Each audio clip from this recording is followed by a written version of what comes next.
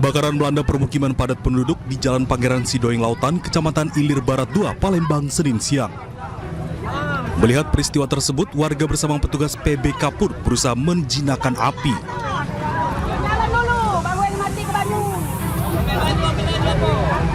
Setelah lebih dari 1 jam berjibaku memadamkan api dengan bantuan 3 unit mobil pemadam kebakaran, api pun berhasil dipadamkan. Menurut saksi mata, kebakaran yang menghanguskan 2 rumah dan bedeng 4 pintu tersebut terjadi akibat korsleting listrik. Arus pendek listrik. Untuk sementara arus pendek listrik ada berapa rumah yang ini kak? Bedeng 2 rumah. Sikap bedeng 2 rumah kak. Itu sikap bedeng itu berapa pintu kak? 5. Ada 5 pintu kak. Akibat peristiwa ini, kerugian ditaksir mencapai ratusan juta rupiah. Sementara itu, setelah dilakukan olah TKP oleh pihak kepolisian, petugas memasang garis polisi di area kebakaran. Dari Palembang, Sumatera Selatan, Guntur Ayus melaporkan.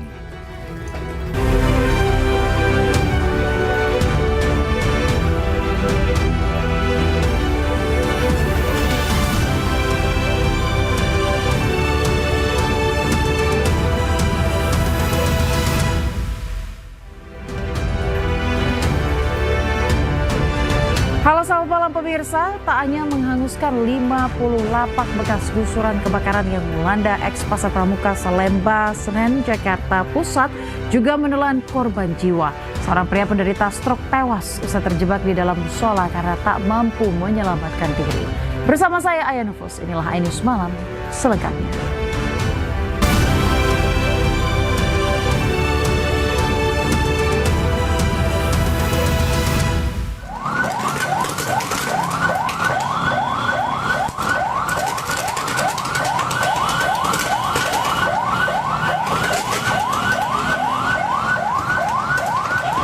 Kebakaran hebat melanda lapak bekas bangunan gusuran Pasar Pojok Pramuka di Jalan Salemba Raya, Senen, Jakarta Pusat, Senin pagi.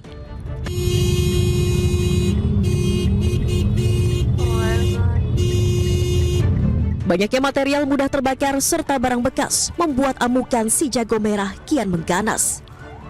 Dalam waktu singkat, api menghanguskan lapak seluas lebih dari 500 meter persegi tersebut.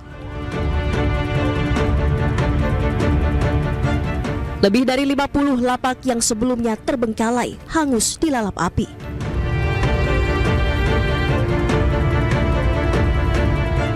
Usai proses pemadaman dan pendinginan, petugas damkar bersama pihak kepolisian yang menyisir lokasi kebakaran mendapati jasad seorang pria di antara puing bangunan musola yang ikut terbakar. Pria berusia 53 tahun itu diketahui menderita stroke dan terjebak di dalam musola lantaran tak mampu menyelamatkan diri. Korban sempat menelpon kakaknya untuk meminta pertolongan, namun bangunan sudah hangus terbakar saat sang kakak tiba di lokasi. Saya ditelepon adik saya. Oh, ditelepon adik. Iya. Ditelepon adik abang yang tinggal di sini. Di dalam. Di dalam. Di mana tinggalnya Bang Beno? Di musola. Dia telepon cuma batuk-batuk. Batuk-batuk. Terus saya WA. Oh, terus? Dia tanya kenapa. Terus? Kalimat dia, "Men tolong kebakaran." Kebakaran. Udah terakhir itu doang. Ya memang korban sakit stroke ditempatkan oleh kakaknya Beno. Ya selama itu ya hanya ditengok-tengok aja. Korban udah lama sakit stroke. Ini dia terbakar tidak bisa berjalan atau gimana? Ya mungkin tidak bisa jalan karena stroke ya, itu aja. Jasad korban dievakuasi ke kamar jenazah Rumah Sakit Cipto Bangunkusumo, Jakarta. Sementara penyebab kebakaran masih diselidiki, namun dugaan sementara akibat hubungan arus pendek listrik. Dari Jakarta, Rani Sanjaya, iNews melaporkan.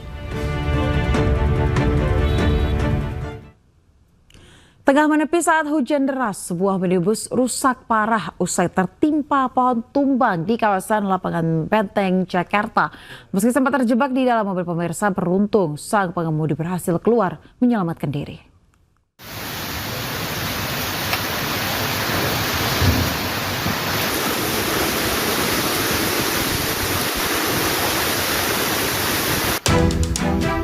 Hujan deras yang melanda sebagian lapangan Banteng Sawah Besar Jakarta tumbang pada Senin siang.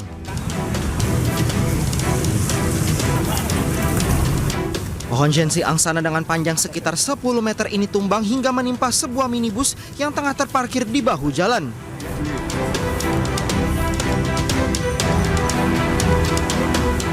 Kencangnya benturan membuat bagian atap minibus hingga kaca bagian belakang pecah. Diketahui insiden pohon tumbang bermula saat pengemudi mobil menepi di pinggir jalan saat hujan deras mengguyur. Saya berhenti karena hujan besar, saya berhenti, saya berhenti dulu. Nggak lama langsung pohon tumbang. Jadi posisi lagi parkir berhenti di sini Pak ya? Iya, lagi berhenti di sini. Berarti posisi Bapak lagi di dalam Mas? Di dalam. Gimana tuh Pak? Pohon dari mana sih Pak? Dari atas ini Pak. Dahan besar? Dahan besar. Emang angin kencang bener Pak ya? Tadi kencang banget. Gitu. Meski sempat terjebak di dalam mobil, beruntung sang pengemudi berhasil keluar menyelamatkan diri. Dari Jakarta, Rani Sanjaya, iNews melaporkan. Pemirsa, hujan deras disertai angin kencang yang melanda Jakarta mengakibatkan pohon besar jenis kapuk di area pertokoan Jalan Lejen Suprapto, Kemayoran, Jakarta Pusat tumbang. Tumbangnya pohon menimpa 3 ruko, 4 sepeda motor, dan 2 mobil hingga membuat 1 orang terjebak di dalamnya.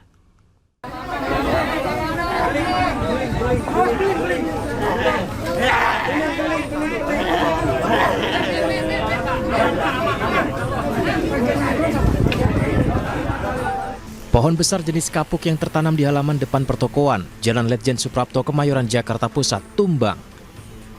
Pohon tumbang menimpa 3 bangunan ruko hingga porak-poranda.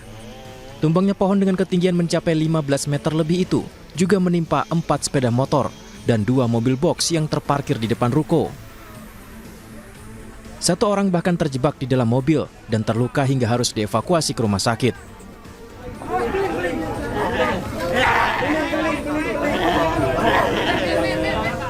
Seorang kerabat korban menangis histeris melihat saudaranya dalam kondisi luka. Pohon besar dengan ketinggian mencapai 15 meter lebih dan diameter sekitar 20 cm itu tumbang saat hujan deras disertai angin kencang melanda Jakarta. Jenis pohon kapuk ya, jenis pohon kapuk dengan pohon randu dengan diameter sekitar 60 cm. Kemudian karena tadi ada korban, kendalanya itu karena pohon terlalu besar, jadi kita berkoordinasi dengan instansi terkait menggunakan kren. Seperti itu. Jadi untuk saat ini korban sudah dilarikan ke rumah sakit Tarakan dalam kondisi sadar dan selamat. Itu kejepit apa Bang? Terjepit pohon. Kerugian yang diderita para korban akibat kejadian ini ditaksir mencapai ratusan juta rupiah. Dari Jakarta, Rani Sanjaya, iNews melaporkan. Pemirsa, sejumlah titik di Kabupaten Deli Serdang, Sumatera Utara mengalami bencana longsor. Akibatnya ada beberapa desa di Kecamatan Sibolangit hingga saat ini masih terisolir. Bahkan warga mulai kehabisan stok makanan.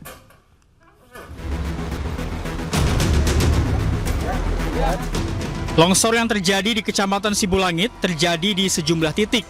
Saat ini petugas sudah melakukan penanganan oleh Dinas PUPR Kabupaten Deli Serdang. Sementara ratusan warga di Dusun 2 Desa Laja mengaku sudah mulai kehabisan stok makanan. Warga berharap agar bantuan segera datang dan jalan yang tertimbun longsor agar segera dilakukan pengangkatan material longsoran. Sedangkan lokasi longsor paling parah terjadi di Jalan Nasional Desa Sembahe, Kecamatan Sibolangit, yang saat ini dilaporkan terdapat 10 korban jiwa. Masyarakat berharap pihak pemerintah segera tanggap dan cepat mengatasi permasalahan ini agar aktivitas mereka dapat berjalan seperti biasanya. Mary Alfrida Borusitepu, anggota DPRD Deli Serdang, mengatakan pemerintah Kabupaten Deli Serdang telah berkoordinasi dengan Dinas PUPR Kabupaten Deli Serdang untuk mengatasi masalah ini. Itu desa mulai dari masuk Desa Rumah Sumbul, itu ada Simpang Pasar Baru, masuk ke dalam itu ada desa yang terisolasi, memang mereka tidak punya akses lagi selain akses yang tertimpa longsor itu, yaitu Desa Permandin, dan ini sedang dalam penanganan.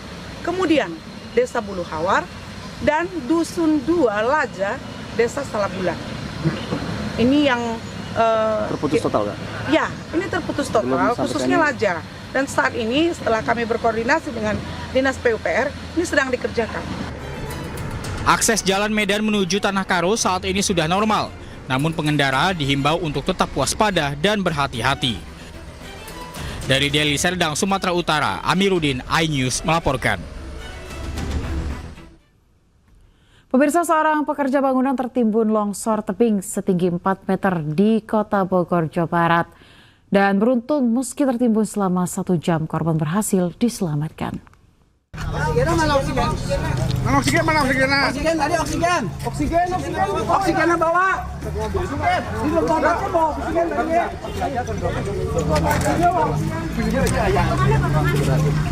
Petugas gabungan dibantu warga mengevakuasi seorang pekerja bangunan yang tertimbun reruntuhan material tanah akibat longsor di Kampung Marga Bakti, Kota Bogor, Jawa Barat.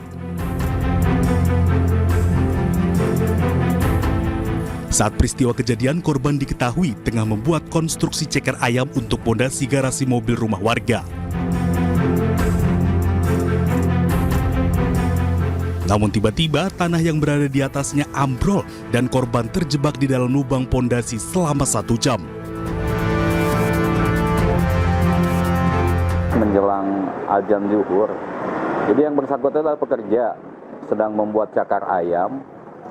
Memang di sedikit tebingan lah, sekitar 3 meter ke atas. Rencana pemilik, menurut pemiliknya tuh mau bikin pelebaran garasi.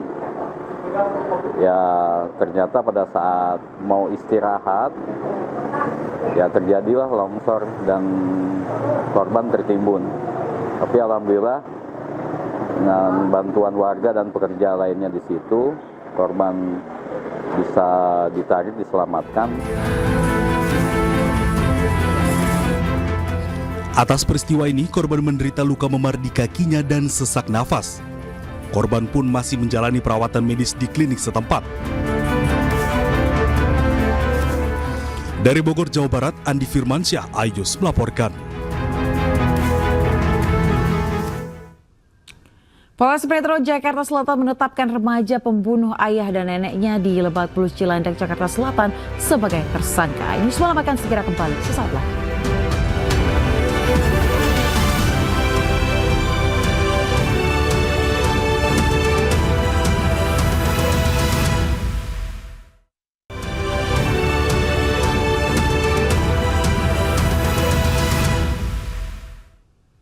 Anda kembali di iNews Malam bersama saya Aya Nufus. Pemirsa, TK, seorang anggota kepolisian aktif menganiaya ibu kandungnya sendiri hingga tewas dengan menggunakan tabung gas LPG 3 kg. Usai menganiaya ibu kandungnya, pelaku sempat berusaha melarikan diri.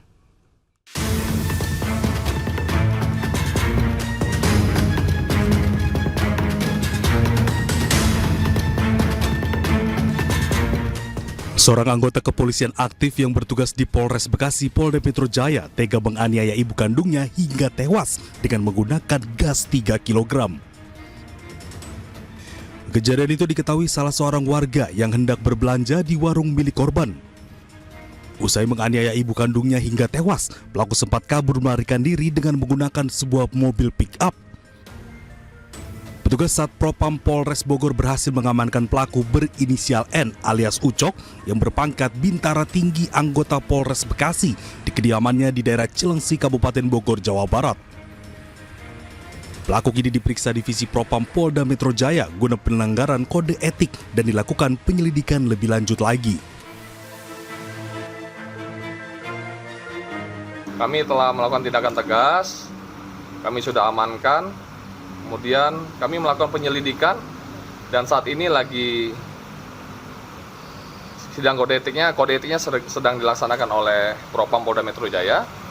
Selaras penyelidikan karena hal ini sangat keterlaluan menurut saya, sehingga kami tidak main-main dan kami akan proses ini secara benar dan transparan.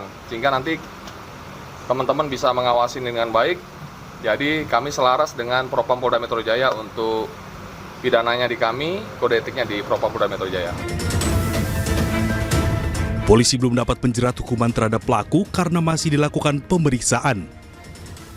Dari Bogor, Jawa Barat, Wildan Hidayat, iNews melaporkan. Setelah sempat syok selama berada di tahanan Polres Jakarta Selatan, kondisi MAS kini sudah membaik. Pelaku mengaku menyesal atas perlakuannya tersebut dan sempat menanyakan kondisi ibunya yang saat ini sedang dirawat di rumah sakit.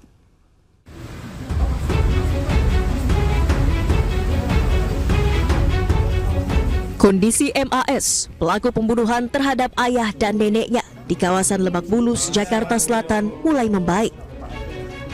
Hal ini diungkap oleh Kapolres Metro Jakarta Selatan, Kombes Pol Ade Rahmat Itnal. Kini pelaku juga sudah bisa diajak berkomunikasi dan menjawab pertanyaan dari penyidik. Pelaku juga sempat menanyakan kondisi ibunya yang masih dirawat di rumah sakit. Jadi kondisi Ananda A ini ya sudah mulai stabil dari mulai hari kemarin. Sekarang dia sudah bisa diajak bicara, ya, menjawab pertanyaan, sudah bisa senyum, ya. Tadi juga sudah ngobrol dengan Bu Menteri, ya. Ya, dia sendiri mempertanyakan, ya, bagaimana kondisi ibunya. Ya, dia sangat menyesal dengan kejadian ini. Selain itu, dalam proses penyidikan pihaknya juga akan melibatkan pendampingan psikolog anak, beberapa ahli, dan apsifor untuk memastikan hak penanganan hukum pelaku terpenuhi. Dari Jakarta, Helmi Sajangbati, iNews melaporkan. Ya, Polda NTB menegaskan kasus viral seorang disabilitas yang dijadikan tersangka pemerkosaan keliru. Status pelaku di kasus tersebut bukan tersangka pemerkosaan, melainkan tersangka pelecehan seksual.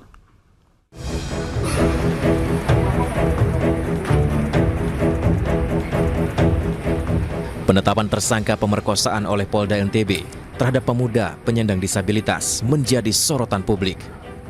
Polda NTB menegaskan peristiwa terjadi bukanlah kasus pemerkosaan, melainkan kasus pelecehan seksual. Yang kalau rekan-rekan tahu sempat viral disabilitas yang menjadi tersangka, hari ini kita masukkan rilis. Jadi tindak pidananya adalah bukan pemerkosaan, gitu ya. Jadi bukan pemerkosaan, akan tetapi ini adalah pelecehan seksual fisik. Gitu.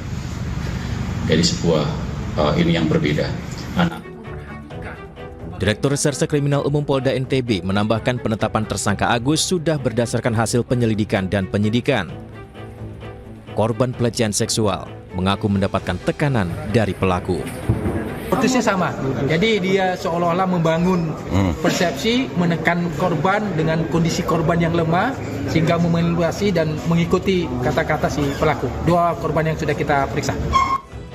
Sementara itu, Agus sendiri yang ditetapkan sebagai tersangka pelecehan seksual dalam kasus ini membantah melakukan perbuatan tersebut. Dirinya merasa dijebak oleh korban atau pelapor. Dari Mataram, Hari Kasidi, iNews melaporkan. Penetapan Agus Buntung sebagai tersangka pemerkosaan tuai sorotan. Meski tidak punya tangan, Agus dinilai tetap bisa memperkosa korban dengan mengancam dan melakukan intimidasi.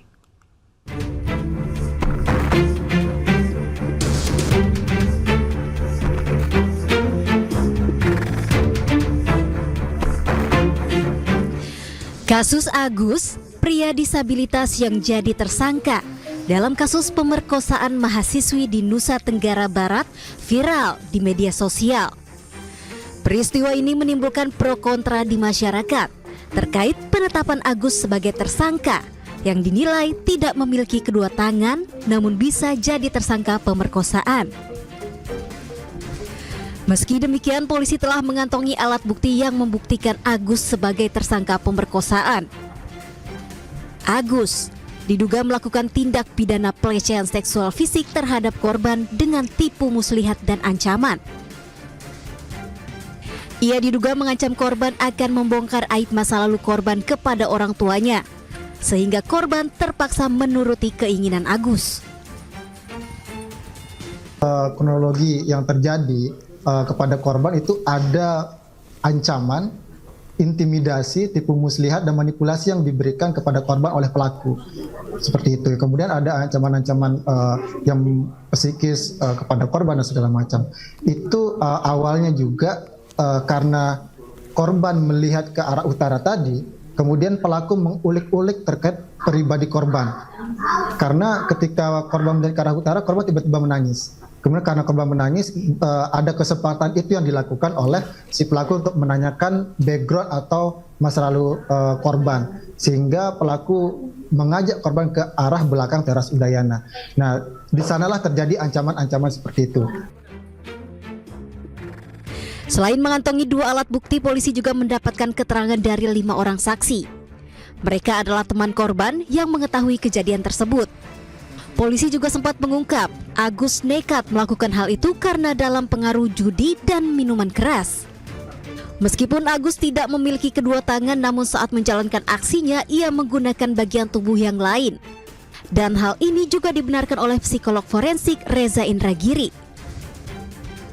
Di NTB ini sudah barang tentu harus diinvestigasi oleh polisi ya. Tapi kalau kita bicara secara umum dengan pertanyaan apakah memungkinkan penyandang disabilitas melakukan ruda paksa, jawaban saya adalah mungkin. Kenapa? Karena barangkali sebagian kalangan yang menganggap bahwa itu tidak mungkin, itu lebih dikarenakan mereka berimajinasi tentang adegan pemerkosaan. Ada tangan pelaku yang mencengkram tangan korban, dan aktivitas-aktivitas fisik yang sifatnya intimidatif lainnya terhadap korban.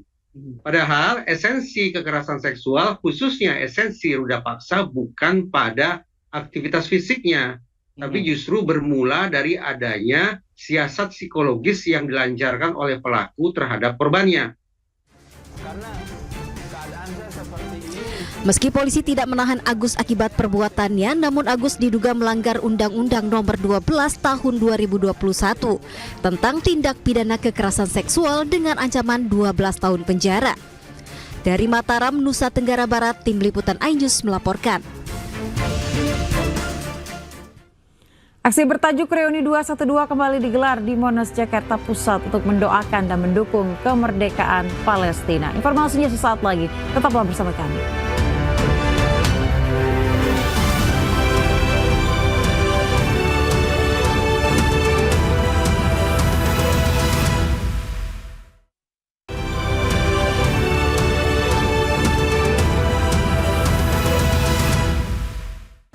TV tak sebentar kena ini. Oh, kacau nih. Bentrok antara polisi dengan pengunjuk rasa ini terjadi di Jalan Lanto Daeng Pasewang, Kota Makassar, Sulawesi Selatan. Massa yang awalnya menggelar aksi damai tiba-tiba saja menjadi anarkis dan berhadapan dengan petugas keamanan. Persiapan. Bahkan pengunjuk rasa sempat melakukan perlawanan dengan memanjat ke mobil barikade polisi.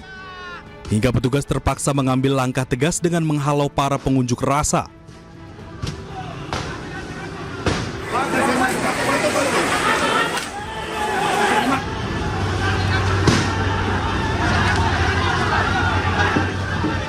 Kericuan ini akhirnya diredam setelah polisi melakukan tindak tegas dengan menembakkan gas air mata.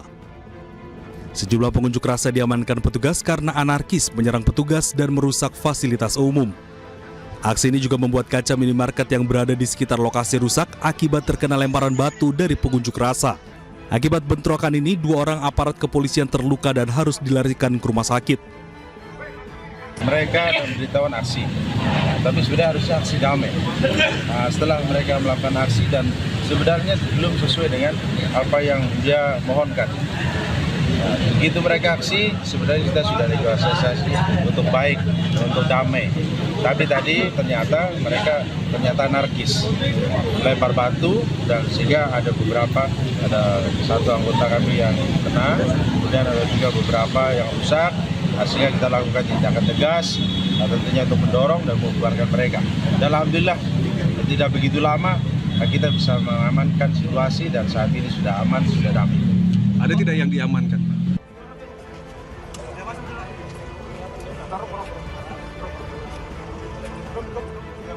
Diduga unjuk rasa yang berujung bentrok ini terkait gerakan separatis. Untuk mengamankan situasi, 450 personel keamanan masih berjaga di lokasi. Dari Makassar, Leo Muhammad Nur, iNews melaporkan.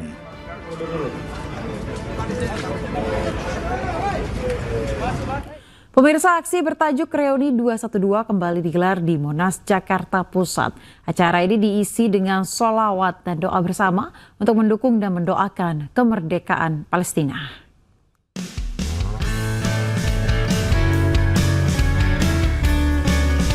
Aksi bertajuk Reuni Akbar 212 digelar di kawasan Monumen Nasional Monas, Jakarta Pusat, Senin pagi.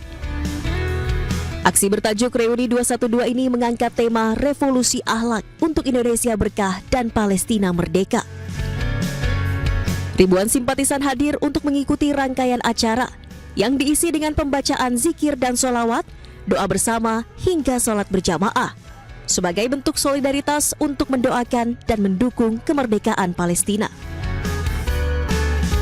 Nah, karena kita kan umat Islam ya, ingin Palestina merdeka karena lihat pembantaian yang sangat sadis, makin kesini makin sadis, dan kita sebagai umat Islam tidak perlu jadi umat Muslim untuk membela Palestina, tapi jadi manusia. Kita selalu diingatkan kembali, kita selalu diingetin, itu yang paling penting untuk terus bersuara, minimal kita berdoa untuk saudara-saudara kita yang ada di Palestina. Peserta aksi juga mengibarkan bendera Palestina di Monas sebagai bentuk dukungan terhadap perjuangan rakyat Palestina. Dari Jakarta, Jen Cahyani, Rama Romadona, iNews melaporkan. Kita ke informasi lainnya, pemirsa. Presiden Prabowo Subianto menggelar sidang Kabinet Paripurna ketiga di Istana Kepresidenan Jakarta Senin siang. Dalam sidang tersebut, Prabowo mengapresiasi kinerja Kabinet Merah Putih selama 1 bulan terakhir.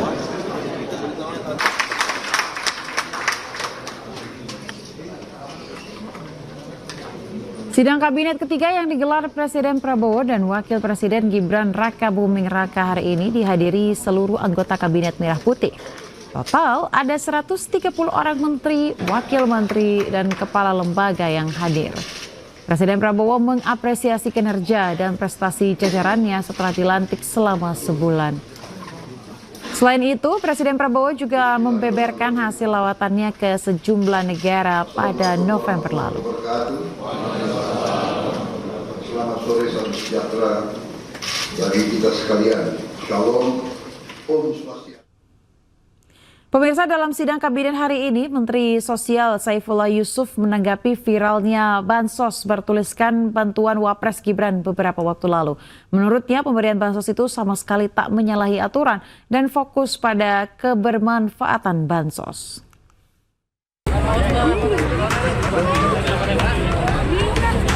Menteri Sosial Saiful Yusuf atau Gus Ipul menanggapi viralnya aksi Wakil Presiden Gibran Rakabuming Raka yang membagikan bansos dengan stempel nama Bantuan Wapres Gibran saat memberikan bantuan bagi korban banjir di Kampung Melayu, Jakarta Timur. Gus Ipul menyebut pemberian bansos sama sekali tidak masalah, yang terpenting adalah manfaat dari bansos itu sendiri. Selain itu, bansos yang diberikan Gibran merupakan bantuan dari pemerintah. Ya, bansos itu bisa diberikan oleh siapa saja. Bukan bansosnya pemerintah, begitu aja. Dari Kemensos juga ada, dari kementerian yang lain juga ada.